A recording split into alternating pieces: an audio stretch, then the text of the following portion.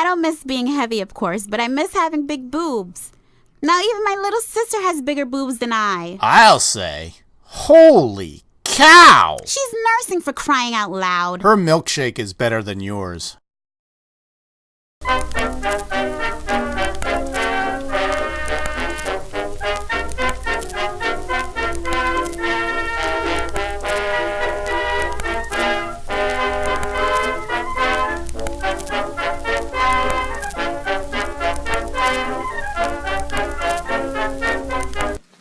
The night before Christmas, when all through the house not a creature was stirring, not even a mouse. You're not dressed yet? We're leaving for church in a couple of minutes. Aw, come on, Reese. It's Christmas Eve. Do I have to? Yes, my parents will be there, and Deb and Mark and their baby. It is a Christian holiday, you know. Not originally. It used to be an old pagan holiday. See? There you go. Ought to be right up your alley then, you being an old pagan and all. I just don't believe in all those superstitions. You? You who won't allow anyone to utter the word Macbeth? Uh-oh. Now you've done it. Come in! Thanks.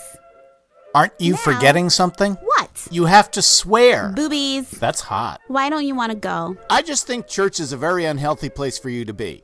Everyone is either 15% underweight or 150% overweight. But my sister and my mother will be there. See? I thought you and my sister were friends. Remember the first time you met?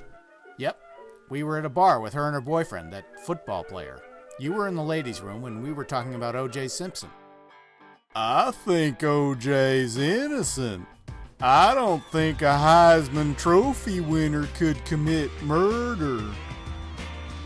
Mikey, buy a girl a drink at the bar. You were at the bar for 2 hours. What did you talk about? You. Then finally her boyfriend came over.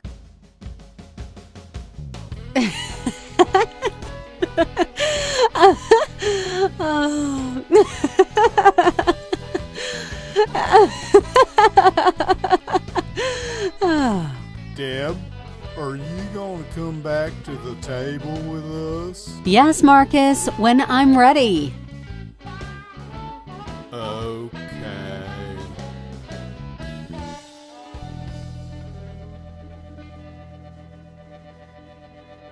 Whatever happened to that jerk, anyhow? She married him. Don't call him a jerk. All guys are jerks, at least until they're 25. Even I was. Thank goodness you seem to have gotten over it. Don't you remember what Deb said to me at her rehearsal dinner? It was at a brew pub, and you stopped to talk to the brewer, and I went on to the banquet room. When she saw you weren't with me, she ran up to me and said, Where's my brother? Where's my brother? Deb, you don't have a brother. This is no time to lose it. But ever since she got preggo, she's been distant. Even the way she broke the news to me was weird. We were at dinner with them and your folks at my brew pub. Mark and Arnie were yucking it up. You better ask Mommy first. Yeah, Mommy might not like it. As usual, I was barely paying attention and I had no idea what they were talking about since Mark's mom is dead. All of a sudden, your sister came up behind me, put her hand on my shoulder and said, In case you're wondering what they're talking about, I'm going to have a baby. It took me 6 weeks to figure out what she was talking about. Can't anybody in your family say the word pregnant? No. It's like living in an I Love Lucy rerun. But we had invited them to the brew pub because her favorite beer was on tap that night, and the only reason she told me she was pregnant was because she couldn't drink it. The baby's due in September. Oh, well, the beer will be back on in October. I don't know what your plans are for feeding the baby, but... I can always pump it and dump it. Whoa, way TM fucking I. Why didn't she want to drink beer when she was pregnant? She didn't want the baby to be retarded, silly. Look, you and I both know that baby's gonna be retarded anyhow. At least this way she could blame it on me. When you make comments like that, I wonder why she hates you. Or maybe it was the conversation we had immediately afterwards. So do you know what sex the baby's going to be? And have you picked out a name yet? We asked not to be told the baby's gender, and we're not telling people our name choices. Oh, well, I don't really care. I was just trying to be polite. The weirdness continued through the pregnancy. See? Hey, hun, you should check this out. You can already feel the baby kick. I wasn't allowed to touch the baby even in utero. But everyone else was. Deb, the paper boy's here. Okay, one sec.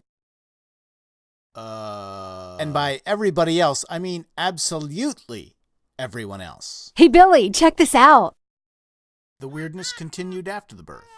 I wasn't allowed to hold her at the hospital. Oh, isn't she cute? I guess. And how many nieces do you have? Coincidentally, the same number as Reese. Or when she got home, for that matter. And everybody else was.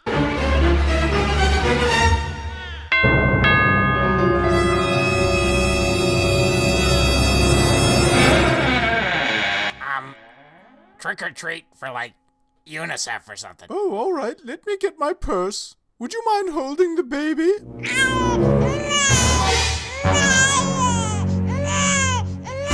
Every fucking body. Maybe it has to do with what you did before she had the baby.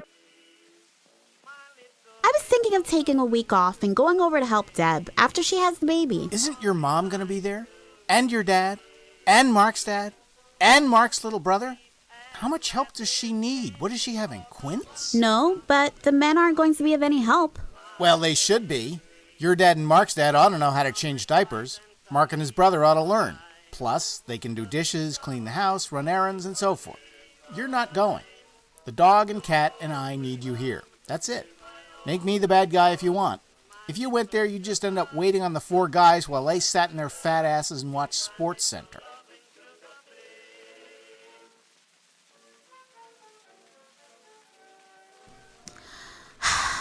I love that man.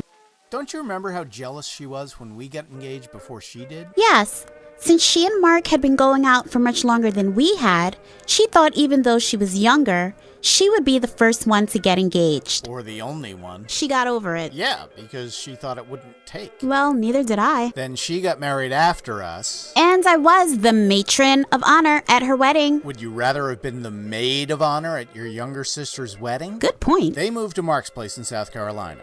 We moved to Boston. Your parents visit us with their boat. Suddenly, Deb decides she wants to go to pharmacy school in Boston. Then we move back to D.C., and when she finishes school, they move here too. Which is good, actually, because your parents stay with them every weekend now. In fact, I don't see how Mark and Deb could have ever conceived a baby. The usual way, I guess. Why?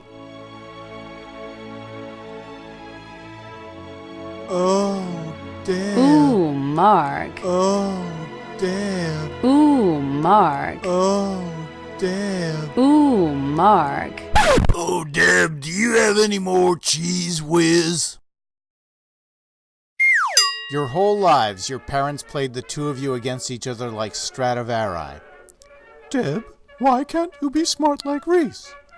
Reese, why can't you be slim like Deb? Then you lose weight. Deb is jealous, so she goes to pharmacy school and graduates with honors. The whole world has been turned upside down. You two have been jockeying for number one daughter position. Then she has the baby. Game and set. The only way you could win the match is if you have the first boy child. And if he wasn't yours. You were the good daughter. The dependable one. The fat one. Your parents never thought you'd get married, so your whole life they prepared you for a career. Deb was the bad one. The slim one.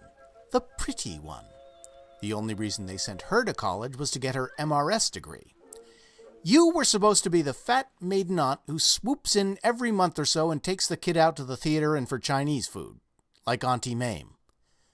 Life is a banquet, and most poor bastards are starving to death. Yeah, but my family made sure I wasn't. Your sister was a devoted mother for 2 months. Then your mom went home and Deb realized she was in this for the long haul, at least 22 years. And until he has to give her daughter away at her wedding, Mark ain't going to be much help. Your job, the job you were raised to do, was to take care of the kid while she and Mark go with your folks to dinner. Or Bermuda. That's why she hates me. We could go with my folks to Bermuda. Let me think about that. No. You see, you're Cinderella. You were supposed to spend your life doing scut work for your sister and mother. Boy, I sure fooled them by marrying the handsome prince. See? That's what makes this analogy so perfect. I'm leaving now. Are you sure you don't want to go? No, I'm good. Machinamaker.com. Always on machinamaker.com.